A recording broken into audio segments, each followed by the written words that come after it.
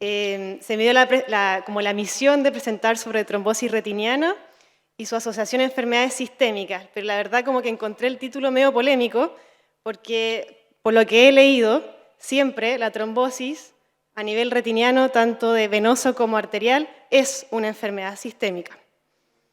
Entonces, a modo introductorio, se le define más bien como una oclusión vascular a nivel de la retina, que puede ser venosa o arterial, y es una causa importante, bastante frecuente de la pérdida de agudeza visual y es en forma indolora. Bueno, los oftalmólogos saben más que eso, obviamente. Primero voy a partir con oclusión de la vena retiniana. Hay varios factores de riesgo, si se dan cuenta en la presentación. La edad es un factor importante, hipertensión, diabetes, cualquier enfermedad o factor de riesgo cardiovascular en el fondo puede llevar a una oclusión de la vena retiniana.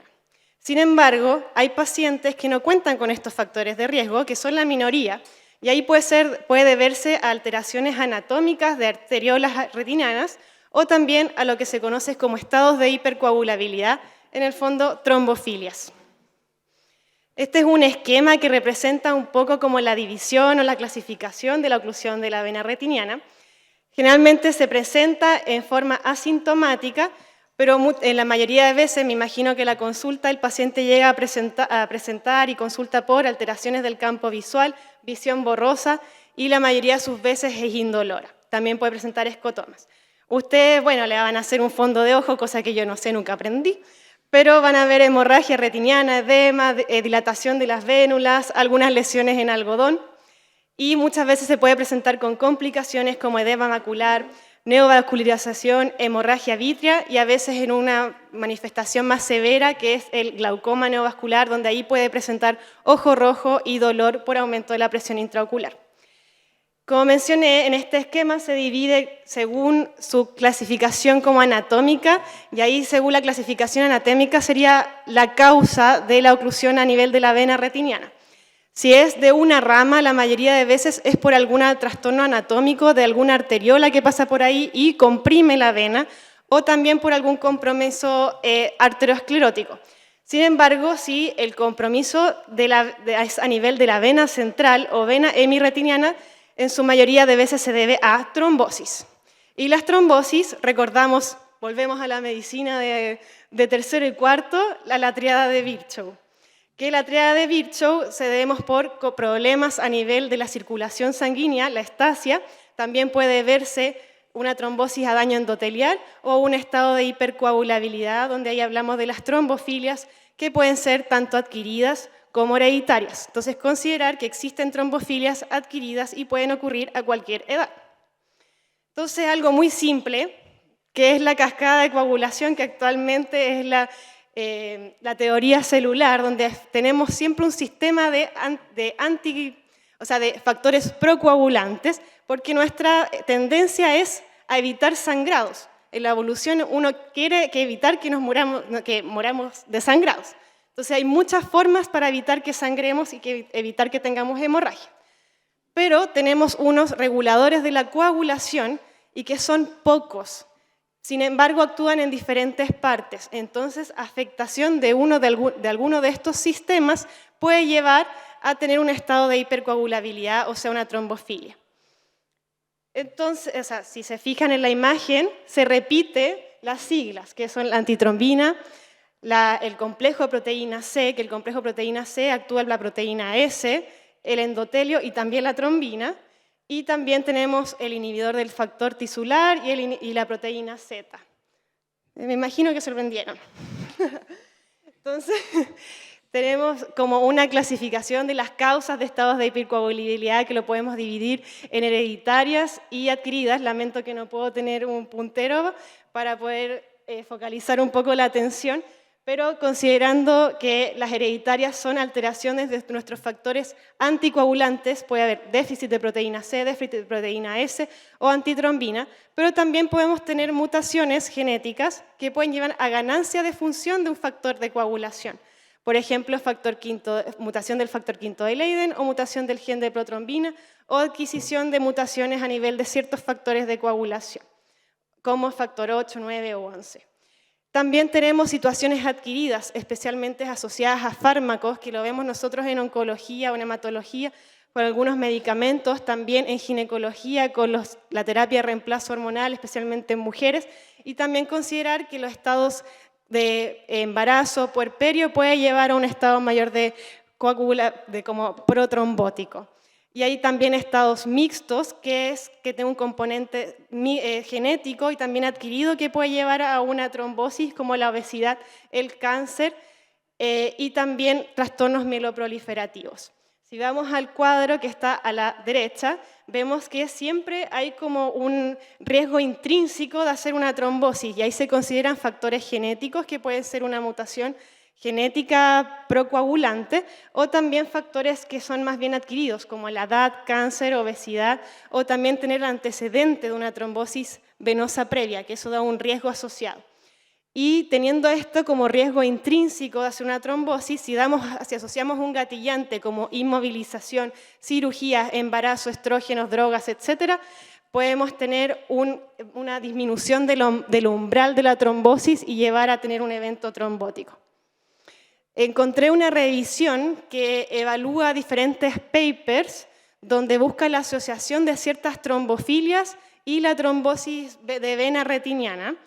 Y en realidad algunos papers dicen, no, sí hay esa asociación con ciertas trombofilias, tanto adquiridas como hereditarias, pero hay otros que no. Sin embargo, muchos coinciden que la mutación del factor V de Leiden sí tiene una asociación importante con la trombosis venosa y no hay papers que muestran lo contrario, al igual que en síndrome de antifosfolípido. Tenemos también el concepto de la hiperhomocisteinemia, que eso como que siempre nos decían así, ¿cuál es el factor de riesgo de trombosis que no sea factores de riesgo cardiovascular? Hiperhomocisteinemia, en realidad eso es medio controversial y se ha demostrado que no es tanta relación. Entonces, ¿cuándo vamos a sospechar este estado de hipercoagulabilidad? Si nos llega un paciente, bueno, el oftalmólogo, un paciente con una trombosis de vena retiniana, vamos a decir, ¿cuándo voy a pensar en mandarlo a algún internista o un hematólogo para buscar que sea una enfermedad asociada fuera de factores de riesgo cardiovascular? Si el paciente tiene historia familiar de tromboembolismo venoso, si es un paciente joven, menos de 45, 50 años, y no tiene factores de riesgo cardiovascular, si tiene trombosis recurrente, si tiene trombosis en múltiples sitios o sitios inusuales. Entonces es importante una historia clínica como bien acuciosa cuando un paciente se presenta con trombosis a la consulta. Y también considerar una historia de necrosis cutánea inducida por antagonista vitamina K, que recordamos que nosotros tenemos que dar antagonista vitamina K con otro anticoagulante asociado, porque si hay una trombofilia como déficit de proteína C y S, al dar antagonista vitamina K va a disminuir más estos factores y puede llevar a trombosis de las capilares y llevar a necrosis de la piel. Ya no se ve porque generalmente le damos como heparina no fraccionada o heparina bajo peso a los pacientes antes de iniciar antagonista vitamina K, pero es algo que se debe considerar. Y finalizando un poco, ¿cuál es la causa de oclusión de arterias retiniana? Se considera una forma de accidente cerebrovascular y su mayoría de causas de la trombosis de arteria retiniana son o arteriosclerosis de compromiso de la arteria carótida o en segundo lugar, embolismo de origen cardiogénico. Pacientes con valvulopatía o arritmias pueden llevar a ser una trombosis de arteria retiniana. Sí, así que considerar que la mayoría de las veces son problemas a nivel de de arteriosclerosis, o sea, secundarias a factores de riesgo cardiovasculares. También puede ser alteraciones a nivel del endotelio, o sea, como por ejemplo disección de arteria carótida, displasia fibrovascular, daño por radiación, enfermedad de Moyamoya, que es una malformación vascular, enfermedad de Fabry, que es un trastorno del metabolismo y puede llevar a múltiples fallas orgánicas. Y en menor medida podemos tener alteraciones de arteria retiniana de origen hematológico. Por ejemplo, anemia de células falciformes, sickle cell disease, que ahora lo estamos viendo, antes decíamos que lo vamos a ver, si nunca vemos, pero ahora con la inmigración de los pacientes de población haitiana lo estamos viendo bastante y son pacientes que se presentan con trombosis en varios sitios o accidente cerebrovascular, tromboembolismo pulmonar, etc. También estados de hipercoagulabilidad, específicamente el síndrome antifosfolípido, que es una entidad que da trombosis tanto venosa como arterial. Sin embargo, el factor V de Leiden u otras mutaciones se ha visto un poco también asociada a compromiso de la arteria retiniana. Y otras enfermedades menos frecuentes, pero que sí pueden producir, ya sea por estado de hiperviscosidad o también por hipercoagulabilidad, pueden producir trombosis arterial de la retina, son las leucemias y linfomas.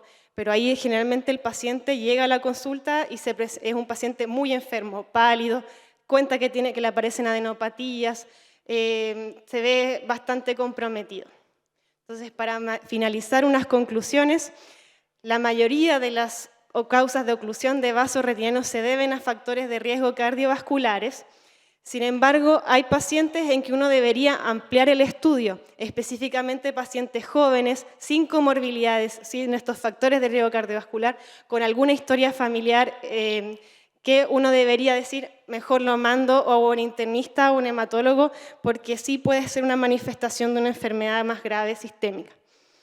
En caso de trombosis de vena retiniana, buscar trombofilias, tanto adquirida como hereditaria, y en caso de trombosis arterial siempre pensar en patologías cardiovasculares, embolía cardiogénica, o sea, que sea evaluado por un cardiólogo.